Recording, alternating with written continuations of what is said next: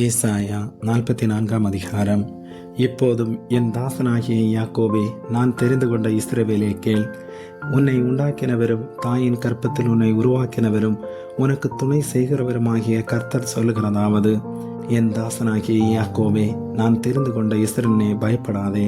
தாகமுள்ளவன் மேல் தண்ணீரையும் வறண்ட நிலத்தில் மேல் ஆறுகளையும் ஊற்றுவேன். உன் சந்ததியின் மேல் என் ஆவியையும் உன் சந்தானத்தில் மேல் என் ஆசீர்வாதத்தையும் ஊற்றுவேன். அதனால் அவர்கள் புல்லின் நடுவே நீர்க்கால்களின் ஓரத்தில் உள்ள அலரி செடிகளைப் போல வளருவார்கள். ஒருவன் நான் கர்த்தருடையவன் என்பான். ஒருவன் யாக்கோவின் பேரை தரித்துக் கொள்வான். ஒருவன் தான் கர்த்தருடையவன் என்று கையெழுத்து போட்டு இஸ்ரவேலின் நாமத்தை தரித்துக் கொள்வான். நான் முந்தினவரும் நான் பிந்தினவரும் தானே, என்னை தவிர தேவன் இல்லை என்று இஸ்ரவேலின் ராஜாவாகிய கர்த்தரும் சேனைகளின் கர்த்தராகிய அவனுடைய மீட்பரும் சொல்லுகிறார். பூர்வ காலத்து ஜனங்களை நான் ஸ்தாபித்தது முதற்கொண்டு என்னைப் போல எதை ஆகிலும் வரவழைத்து என்னென்னதென்று முன்னறிவித்து எனக்கு முன்னே வரிசையாக நிறுத்தத்தக்கவன் யார்? நிகழ்காரியங்களையும் வருங்காரியங்களையும் தங்களுக்கு அவர்கள் அறிவிக்கட்டும்.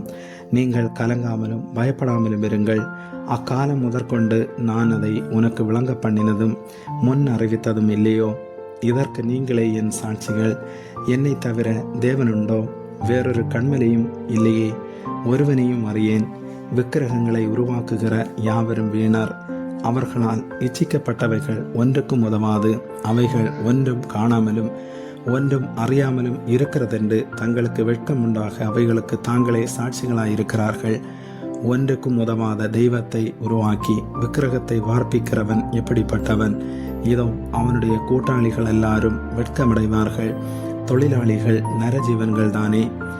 அவர்கள் எல்லாரும் கூடி வந்து நிற்கட்டும். அவர்கள் ஏகமாய் திகைத்து வெட்கப்படுவார்கள்.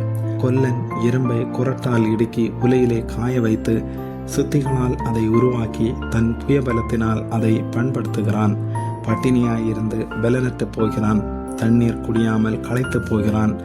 தச்சன் நூல் பிடித்து மட்ட பலகையால் மரத்துக்கு குறி போட்டு ஒளிகளினால் உருப்படுத்தி கவரசத்தினால் அதை வகுத்து மனுஷ சாயலாக மனுஷ ரூபத்தின்படி உருவமாக்குகிறான். அதை கோவிலிலே நாட்டி வைக்கிறான். அவன் தனக்கு கேதுருக்களை வெட்டுகிறான்.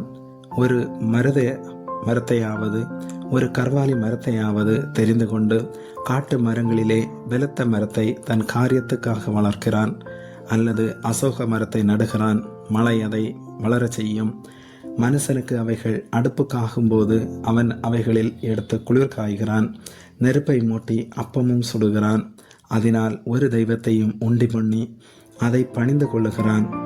ஒரு விக்கிரகத்தையும் அதனால் செய்து அதை வணங்குகிறான். அதில் ஒரு துண்டை அடுப்பில் எரிக்கிறான். ஒரு துண்டினால் இறைச்சியை சமைத்து புசித்து பொரியலை பொரித்து திருப்தியாகி குளிர் காய்ந்து அனலானேன், நெருப்பை கண்டேன் என்று சொல்லி அதில் மீதியான துண்டை தனக்கு விக்கிரக தெய்வமாக செய்து அதற்கு முன் விழுந்து அதை வணங்கி, நீ என் தெய்வம், என்னை ரட்சிக்க வேண்டும் என்று அதை நோக்கி மன்றாடுகிறான். அறியாமலும் உணராமலும் இருக்கிறார்கள்.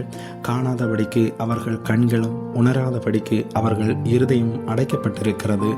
அதில் பாதியை அடுப்பில் எரித்தேன். அதன் தழலின் மேல் அப்பத்தையும் சுட்டு இறைச்சியையும் பொரித்து புசித்தேன். அதில் மீதியான துண்டை நான் அருவருப்பான விக்கிரகமாக்கலாமா, ஒரு மரக்கட்டையை வணங்கலாமா என்று சொல்ல தன் மனதில் அவனுக்கு தோன்றவில்லை. அம்மாத்திரம் அறிவும் சொரணையும் இல்லை. அவன் சாம்பலை மேய்கிறான். வஞ்சிக்கப்பட்ட மனம் அவனை மோசப்படுத்தினது. அவன் தன் ஆத்துமாவை தப்புவிக்காமலும் என் வலது கையிலே அபத்தம் அல்லவோ இருக்கிறதென்று சொல்லாமலும் இருக்கிறான். யாக்கோவே, இஸ்ரவேலே, இவைகளை நினை. நீ என் தாசன், நான் உன்னை உருவாக்கினேன். நீ என் தாசன் இஸ்ரவேலே, நீ என்னால் மறக்கப்படுவதில்லை. உன் மீறுதல்களை மேகத்தைப் போலவும் உன் பாவங்களை கர்மேகத்தைப் போலவும் அகற்றிவிட்டேன். என்னிடத்தில் திரும்பு, உன்னை நான் மீட்டுக் கொண்டேன். வானங்களே, களித்து பாடுங்கள், கர்த்தர் இதை செய்தார். பூதலத்தின் தாழ்விடங்களே, ஆர்ப்பரியுங்கள். பர்வதங்களே, காடுகளே, காட்டிலுள்ள சகல மரங்களே, கம்பீரமாய் முழங்குங்கள். கர்த்தர் யாக்கோவை மீட்டு இஸ்ரவேலிலே மகிமைப்படுகிறார். உன் மீட்பெரும் தாயின் கற்பத்தில் உன்னை உருவாக்கினவருமான கர்த்தர் சொல்லுகிறதாவது: நானே எல்லாவற்றையும் செய்கிற கர்த்தர். நான் ஒருவராய் வானங்களை விரித்து நானே பூமியை பரப்பினவர். நான் கட்டுக்கதைக்காரரின் குறிகளை அபத்தமாக்கி குறி சொல்லுகிறவர்களை நிர்முடராக்கி ஞானிகளை வெட்கப்படுத்தி அவர்கள் அறிவை பைத்தியமாக பண்ணுகிறவர். நான் என் ஊழியக்காரரின் வார்த்தையை நிலைப்படுத்தி என் ஸ்தானாதிபதிகளின் ஆலோசனையை நிறைவேற்றி குடியேறுவாய் என்று எருசலேமுக்கும் கட்டப்படுவீர்கள் என்று யூதாவின் பட்டணங்களுக்கும் சொல்லி அவைகளின் பாழான ஸ்தலங்களை எடுப்பிப்பவர். நான் ஆழத்தை நோக்கி வற்றிப்போ என்றும் உன் நதிகளை வெட்டாந்தரையாக்குவேன் என்றும் சொல்லுகிறவர்.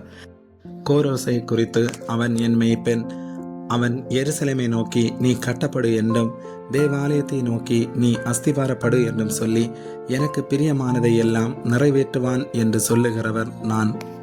ஆமென்.